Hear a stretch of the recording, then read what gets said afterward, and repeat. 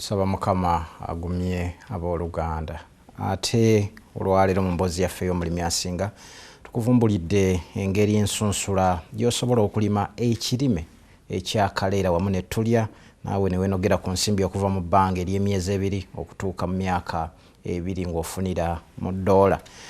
Tukuleetedde Dr. James Kanyijje ng'ono wa myaka 45 mulimi wa tulya kaleera kw'ossa Kamulali n'ebitooke ku kyalo wa Bikookoma mu Busiika mu disitulikiti y'e Luweero.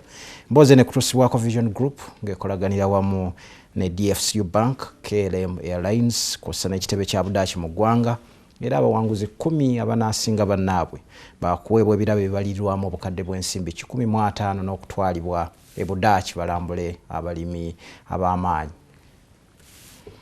Ono ye Dr. James Kanyijje ow'emyaka 45 omulimi w'ekibala kya tulya kaleera Kamulali n'ebitooke ng'akolera ku kyalo wa Bikookoma e Busiika mu disitulikiti y'e Luweero.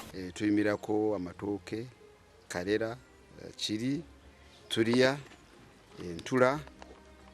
Agamba nti yatandika okulima ng'apangisa ettaka mu kitundu kino mu mwaka ogwa 2000 okutuusa lwe yeegulira yiika 10 n'atandika okulima nga bw'afukirira. Agamba nti ensigo za kaleera ne tulya yazigula mu ggwanga erya Buyindi n'azireeta wano olwo n'atandika okulima era nga bimukoledde kinene.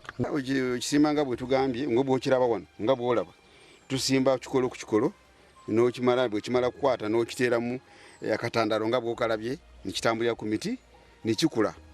Ng'onoolima kaleera oba tulya olina okutegeka ettaka ng'okozesa ebigimusa ebikkirizibwa ekitongole ky'amawanga amagatte ng'osima ekinnya fuuti 2 ku 2 olwo n'oteekamu ensigo. Bwebityo naye n'obirabirira bulungi n'obiteerako obugoyi obuguwaano n'obirabirira bulungi n'olaba nti tibirimu obuwuka n'olaba nti obirabirira bulungi kikyetaagisa. Naye babifuuyira? Olina okubifuuyira.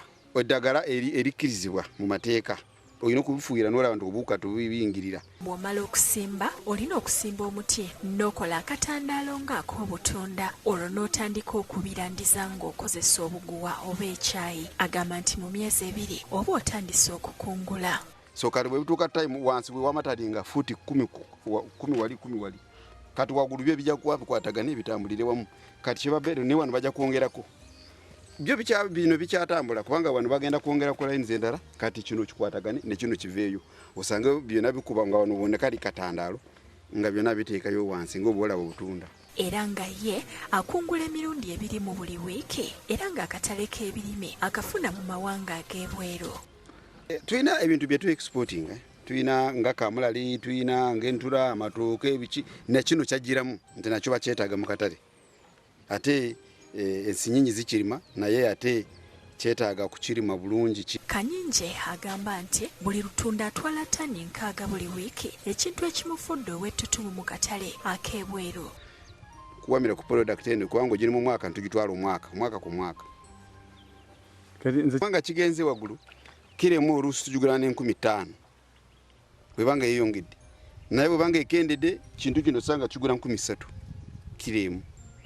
So kati awo baliraawo. Ono akubiriza bannayuganda okutandika okulya kaleera ne tulya kubanga birungi eri obulamu bw'omuntu. Naffe tubirye bannayuganda tuleke kutunda ebintu ebirala ne tubula kulyako naffe tubirye naffe bituyambe. Mbi ogenda malwalo kugula za pharmacy kugula amadagala ga sukaali tulye ku bino sukaali ekendeere. Kati bakirya batya? Kino kirya nga saladi. Agamba nti akatale kakyuka naye akageri bannayuganda ke basobola okulima omwaka gwonna ye kimuyambye okubeera ne kaleera ne tulya okumalako omwaka gw'atunda. Ku ffaamu ye alinako abakozi 10 omuli ab'enkalakkalira n'abaalejjalejja basasula wakati wa nusu emitwalo 12 n'amakumi 20. Agamba nti gavumenti yandibadde eyamba abalimi ku mazzi ag'okufukirira ebirime n'okukoma ku basuubuzi abatunda ensigo n'eddagala ery'ebicupuli. Bino byetaaga mu government intervention eteeke mu ssente bino by'okusuula babasuula nankane ntibawa nsigo abalimi ebyo basuula ssente busente balukute ssente ne baziwa ne bagamba buli area ne bateeka mu billions 5 ne baleeta amazzi kizibu mazzi kubanga weather change tosobola kumanya ensigo kyekizibu tulina okuzijja bweru wano tuziriiko agamba nti ensigo ziri wali mu kiyembe mutawana baakulimba bw'ogijjayo ng'ogiyise nakati efuuka kirala bwobegata byonna osanga n'abalima balimira ku bunkenge. Ebitooke bya Kanyinja bifukirira mu ngeri ey'omulembe nga yeeyambisa ebidiba ebisatu bye yasima mu nnimiro ye ate ng'alundiramu n'ebyennyanja.